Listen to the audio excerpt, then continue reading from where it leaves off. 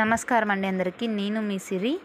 So ఈరోజు చెప్పే topic ఏంటంటే మీరు ఫ్రీగా కరెంటు ఎలా యూజ్ చేసుకోవచ్చు. సో అదే కాదు, దాని నుంచి మీరు అమౌంట్ ఎలా ఎర్న్ చేయొచ్చు అని అయితే చెప్పబోతున్నాను. అందుకు ఒక బెస్ట్ ప్లాన్ అయితే ఉంది. అదేంటనేది అయితే ఎక్స్ప్లెయిన్ చేయబోతాను. మీ ఎలక్ట్రిసిటీ బిల్లు చూసి షాక్ అయ్యే ఉంటారు కదా. సో ఇప్పుడు ఈ కొద్ది రోజులుగా అంటే ఈ కొన్ని ఇయర్స్లో అయితే మనకి 1000 to 1500 బిల్ అయితే వస్తుంది. మినిమం 5 to 6 years నుంచి. అంటే టెన్షనే మనకి అంత అమౌంట్ అంటే. బట్ ఇమాజిన్ చేయండి, మీరు ఫ్రీగా కరెంటు వాడుకోవచ్చు. వాడుకోవడమే కాకుండా దాని నుంచి మనీ ఎర్న్ చేయొచ్చు అంటే నిజంగా నమ్మరు కదా. బట్ నమ్మాలి. ఇందుకు ఒక బెస్ట్ ప్లాన్ అయితే ఉంది. దీనికోసం మనకు గవర్నమెంటే హెల్ప్ అయితే చేస్తుంది. ఈ వీడియోలో మనం roof top solar system, subsidy details, panel count, working mechanism and even income from solar గురించి స్టెప్ బై స్టెప్ అయితే చూద్దాం. రియల్ ఎగ్జాంపుల్స్తో అయితే చెప్తాను. సో వీడియో ఎండ్ వరకు చూసేయండి. తప్పకుండా మిస్ అయితే చేసుకోవద్దు. మిస్ అయితే ఏదైనా పాయింట్ మిస్ అయింది అనుకోండి, కన్ఫ్యూజన్ అవుతుంది ఎలా యూజ్ చేసుకోవాలి ఈ సిస్టమ్ అనేది. లైక్ చేయండి, షేర్ చేయండి. మరిన్ని అప్డేట్స్ కోసం మన ఛానల్ అయితే చూసేయండి. బట్ ఫస్ట్ ఇందులో మనం తెలుసుకోవాల్సింది ఏంటంటే, రూఫ్ టాప్ సోలార్ సిస్టమ్ అంటే ఏంటి అంటే, మనకి రూఫ్ మీద ప్యానెల్స్ పెట్టడం. అంటే ఈ ప్యానెల్స్ అంటే సన్లైట్ని ఎలక్ట్రిసిటీగా మారుస్తాయి. అంటే సూర్యుని నుంచి వచ్చేటువంటి రేస్ని మనకి కరెంటుగా మార్చి ఇస్తాయన్నమాట. ఇందుకు మనకి టైప్స్ ఉన్నాయి: on grid, off grid, hybrid. Off grid, hybrid అనేవి చాలా కాస్ట్ ఎక్కువ, అందుకని చెప్పేసి నేను అవి ఎక్స్ప్లెయిన్ చేయటం లేదు. సో నేను ఏది చెప్పినా కూడా ఫస్ట్ అందరికీ యూజ్ అయ్యేలా ఉండాలని అయితే చెప్తాను. కాస్ట్ ఎక్కువనైతే సో కొంచెం రిచ్ పీపుల్స్ మాత్రమే యూజ్ చేసుకోగలరు. బట్ అందరూ యూజ్ చేసుకున్న ఇన్ఫర్మేషన్ ఇస్తే అందరికీ యూజ్ అవుతుందని చెప్పేసి నేను అందరూ యూజ్ చేసుకునే విధంగా అయితే ఇన్ఫర్మేషన్ అయితే గ్యాదర్ చేసి ఇస్తాను అనమాట. ఇది డైరెక్ట్గా ఎలక్ట్రిసిటీ బోర్డ్ గ్రిడ్కి అయితే కనెక్ట్ అయి ఉంటుంది. డేలో సోలార్ జనరేట్ చేసిన పవర్ని ముందు మీకు వాడుకోవడానికి ఇస్తుంది. ఎక్స్ట్రాగా ఏమైనా యూనిట్స్ ఉంటే అది గవర్నమెంట్ గ్రిడ్కి అయితే పంపిస్తారనమాట. సో అంటే మీరు ఒక 200 యూనిట్స్ కాల్చారు, మీకు ఒక 220 యూనిట్స్ అయితే జనరేట్ చేసింది. 20 యూనిట్స్ అనేది గవర్నమెంట్ గ్రిడ్కి పంపించడం అనమాట. దానికి ఎగ్జాంపుల్ అయితే నేను చెప్తాను. సో నైట్లో సోలార్ లేకపోతే ఆ గ్రిడ్ నుంచి మీరు కరెంట్ అనేది వాడుకోవచ్చు. సో అదేంటంటే, ఇప్పుడు లక్ష్మి అనే ఒక ఆమె ఉంది. సో తనకు ఒక ఐడియా అయితే ఉందన్నమాట, పర్ మంత్ ఎన్ని యూనిట్స్ అయితే కాలుతున్నాయి అనేది. సో దాన్ని బేస్ చేసుకొని తనకి ఎన్ని ప్యానెల్స్ అవసరం, ఎన్ని కిలో వ్యాట్స్ ప్యానెల్ అయితే బెస్ట్ అనేది తనకి ఐడియా ఉంది. సో అప్పుడు ఏం చేసిందంటే, తను 200 యూనిట్స్ అయితే తను యూజ్ చేసుకుంటుంది కాబట్టి దాన్ని బట్టి 2 కిలో వ్యాట్ సిస్టమ్ అయితే పెట్టించుకుంది. సో తనకి 220 యూనిట్స్ అయితే జనరేట్ అయ్యాయి. సో తన హౌస్కి కావాల్సింది 200 యూనిట్ అయితే యూజ్ చేసుకుంది. రిమైనింగ్ 20 యూనిట్స్ ఏం చేసింది అంటే గవర్నమెంట్ గ్రిడ్కి అయితే పంపించింది. సడన్గా ఒక రోజు ఏమైందంటే, వెదర్ వల్లనో లేకపోతే సమ్ ఇష్యూ వల్లనో తన యొక్క సోలార్ అయితే వర్క్ అవ్వడం లేదనమాట. తను ఏం చేసింది, ఆ 2 days ఈ యొక్క యూనిట్స్ అయితే అంటే మనకి ప్రభుత్వం నుంచి వచ్చే కరెంట్ ఉంటుంది కదా, సో దాన్ని అయితే యూజ్ చేసుకుంది. అంటే సోలార్తో పాటు మనకి ప్రభుత్వం నుంచి వచ్చే కరెంట్ కూడా రెండు మనకి కనెక్ట్ అయి ఉంటాయి. బట్ మనం డైలీ యూజ్ చేసుకుని అయితే సోలార్ నుంచి వచ్చేది. బట్ మనకి ఎప్పుడైతే ఇది వర్క్ అవ్వదో ఆ టైంలో మనం ప్రభుత్వం నుంచి వచ్చేటువంటి కరెంట్ని యూజ్ చేసుకుంటాము. అప్పుడు ఏం జరుగుతుందంటే, 2 days తనకి వర్క్ అవ్వలేదు కాబట్టి 30 యూనిట్స్ అయితే కంప్లీట్ చేసుకుంది. సో ముందుగా తనకి మిగిలాయి కదా 20 యూనిట్స్. ఆ 20 యూనిట్స్ ఏం చేసింది, గవర్నమెంట్ గ్రిడ్కి పంపించింది కదా. అప్పుడు తను ప్రభుత్వం నుంచి వాడుకున్న కరెంటులో 30 యూనిట్స్ అయితే కంప్లీట్ చేసుకుంది 2 daysలో. అండ్ తను మిగిలించుకున్న 20 యూనిట్స్ని గవర్నమెంట్కి అయితే పంపించింది కదా.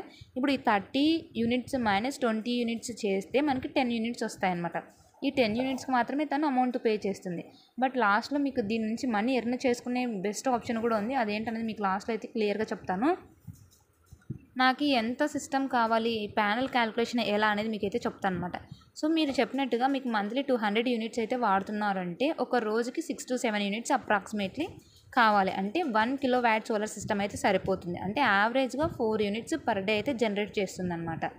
సో లేదు మాకు 7 యూనిట్స్ పర్ డేకి 2 కిలో వ్యాట్ సిస్టమ్ అయితే చాలు అనుకుంటే మీరు అలా అయినా యూజ్ చేసుకోవచ్చు. లేదు మాకు బిలో 5 యూనిట్స్ పర్ డే అంటే మీరు 1.5 కిలో వ్యాట్ అయితే యూజ్ చేసుకోవచ్చు అనమాట. లేదు 10 to 15 యూనిట్స్ పర్ డే అయితే ఉన్నాయి అంటే అప్పుడు మీరు 3 to 4 kilo VAT system install అయితే చేయించుకోవాలన్నమాట.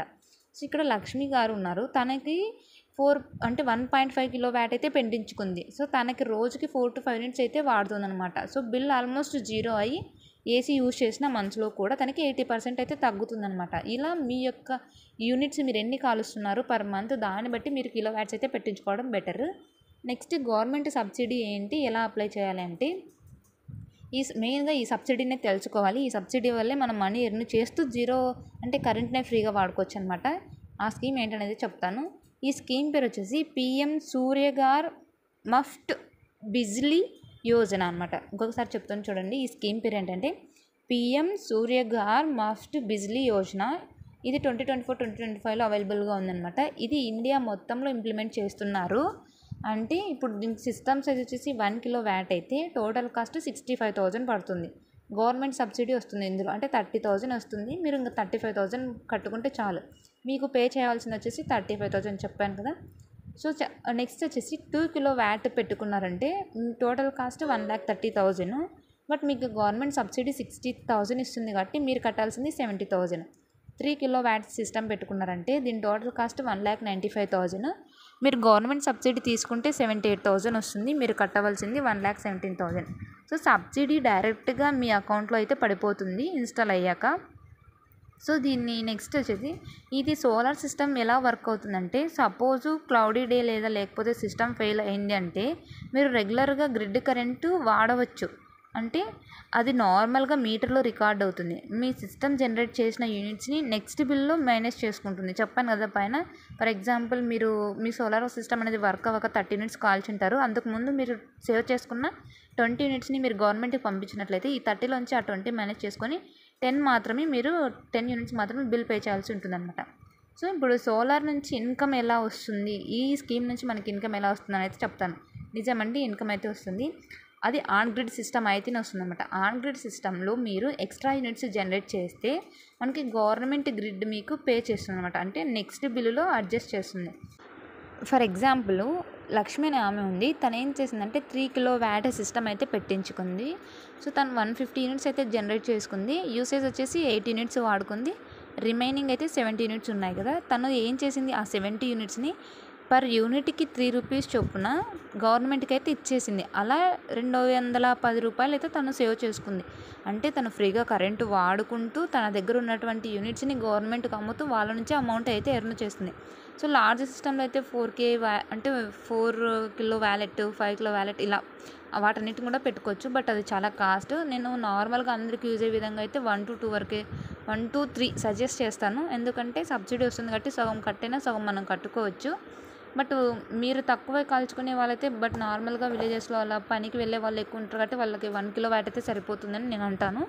కొంచెం ఆఫీస్ వర్క్ వాళ్ళకు కూడా ఎనీ టైం ఇంట్లో ఉండరు, వర్క్కి వెళ్తుంటారు కాబట్టి వాళ్ళకు కూడా 1 కిలోవాట్ సరిపోతుంది. బట్ కొంచెం ఇంట్లో ఉండి వర్క్ చేసుకునే వాళ్ళైతే వాళ్ళకి 2 కిలోవాట్ సరిపోతుంది. సో ఇదేం చేస్తుందంటే హోమ్ ప్లస్ బిజినెస్కి పవర్ జనరేట్ చేసి మీకు సైడ్ ఇన్కమ్గా కూడా ఇస్తుందన్నమాట. ఇలా 4 to 5 పెట్టుకుంటే. అంటే దీనికి మీరు బెస్ట్ ఇన్స్టాలర్ అనేది ఎలా సెలెక్ట్ చేసుకోవాలంటే, ఇన్స్టాలర్ అంటే ఈ యొక్క అంటే చాలా కంపెనీస్ అయితే ఉన్నాయన్నమాట. మనకి ఈ యొక్క సోలార్కి సంబంధించి ఈ స్కీమ్కి సంబంధించి చాలా కంపెనీస్ అయితే ప్రొవైడ్ చేస్తున్నాయి ఈ సబ్సిడీని. సో అందులో బెస్ట్ కంపెనీ ఏదైనా తెలుసుకోవాలనుకుంటే ఫస్ట్ గవర్నమెంట్ అప్రూవ్డ్ వెండరా కాదని చెక్ చేసుకోవాలి. 25 years ప్యానల్ వ్యారంటీ ఉందా లేదా చెక్ చేసుకోవాలి. ఇన్వర్టర్ 5 years వ్యారంటీనే కాదా చెక్ చేసుకోవాలి. యూసేజ్ గుడ్ బ్రాండ్ ప్యానల్సా కాదని చెక్ చేసుకోవాలి. అండ్ సర్వీసెస్ సపోర్ట్ ఉంటుందా లేదా అని చెక్ చేసుకోవాలన్నమాట.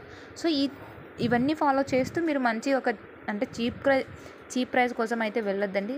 ఫస్ట్ సారి మంచి అమౌంట్ పెట్టినా కూడా గుడ్ క్వాలిటీ ఉన్నది అయితే సెలెక్ట్ చేసుకోండి. నెక్స్ట్ సో ఇంకెందుకు వెయిట్ చేయడం, ఈ స్కీమ్ని యూజ్ చేసుకొని కరెంట్ బిల్ తగ్గించుకోండి. దీని నుంచి మనీ అయితే ఎర్న్ చేసుకోండి. ఇన్ని రోజులు మనం వాళ్ళకి మనీ కట్టాం కదా, ఇప్పుడు వాళ్ళ నుంచే మీరు మనీ తీసుకోండి. సో ఇది కూడా ఒక బెస్ట్ ఆప్షన్ మనీ ఎర్న్ చేసుకునేందుకు. మనం ఎంత యూనిట్స్ జనరేట్ చేసుకుంటే మనకు అంత అమౌంట్ అయితే వస్తుంది. కరెంట్ కూడా ఫ్రీగా ఎన్నిటికీ వాడుకోవచ్చు అనమాట. సో ఈ స్కీమ్ అయితే యూజ్ చేసుకోండి, మిస్యూజ్ చేసుకోవద్దు. ఇది నిజమో కాదో అని అయితే అనుకోద్దు. ఇది 100% నిజం. నేను సర్చ్ చేసి మీకు ఇది నిజం అన్న తర్వాతే మీకైతే ఇన్ఫర్మేషన్ చేస్తున్నాను. బట్ యూజ్ అయితే చేసుకోండి. ఆన్ గ్రిడ్లో మాత్రమే తీసుకోండి, ఎందుకంటే ఇది కొంచెం కాస్ట్ తక్కువ బట్ అన్ని ఫీచర్స్ ఉన్నాయి. మీరు ఆఫ్ గ్రిడ్ కానీ హైబ్రిడ్ కానీ వెళ్ళారంటే కొంచెం కాస్ట్ ఎక్కువ అవుతుంది. ఈ రెండింటికి సబ్సిడీ ప్లాన్ అయితే లేదు, ఆన్ గ్రిడ్కి మాత్రమే సబ్సిడీ ఉంది. సో ఇది మాత్రం చూస్ చేసుకోండి. Next right now solar rooftop .gov.in.లో రిజిస్టర్ అయ్యారనుకోండి, బెస్ట్ వెండర్ని కాంటాక్ట్ చేయొచ్చు అందులో, లేదా 1 or 2 monthsలో మీకు సిస్టమ్ మొత్తం అంతా రెడీ అయిపోతుంది. ఫైనల్గా చెప్పేది ఒకటే అండి, సన్లైట్ని వాడుకో, కరెంట్ బిల్ని వదులుకో. If this help you, like, share and subscribe. కమెంట్లో చెప్పండి మీకు ఎన్ని యూనిట్స్ వస్తాయి మంత్లీ అని. ఈ ఇన్ఫర్మేషన్ మీకు యూజ్ఫుల్ అనిపించిందా? లైక్ చేయండి, షేర్ చేయండి. మీ ఫ్రెండ్స్కి కూడా సోలార్ వల్ల బెనిఫిట్స్ ఏంటని ఎక్స్ప్లెయిన్ చేయండి. దాని నుంచి మనీ ఎర్న్ చేసుకోవచ్చని కూడా చెప్పండి. చాలామందికి తెలియక 1000, 1500, 2000 అంటూ కరెంట్ బిల్ అయితే కట్టేస్తున్నారు. సో ఇంక నుంచి కరెంట్ బిల్ కట్టొద్దు, మనమే వాళ్ళ నుంచి మనీ ఎర్న్ చేసుకుందామని చెప్పేసి వాళ్ళకి చెప్పండి. మన ఛానల్లో ఇంకా చాలా ప్రాక్టికల్ తెలుగు టెక్ వీడియోస్ అయితే వస్తాయి. ఛానల్ అయితే చూసేయండి. Thank you for watching.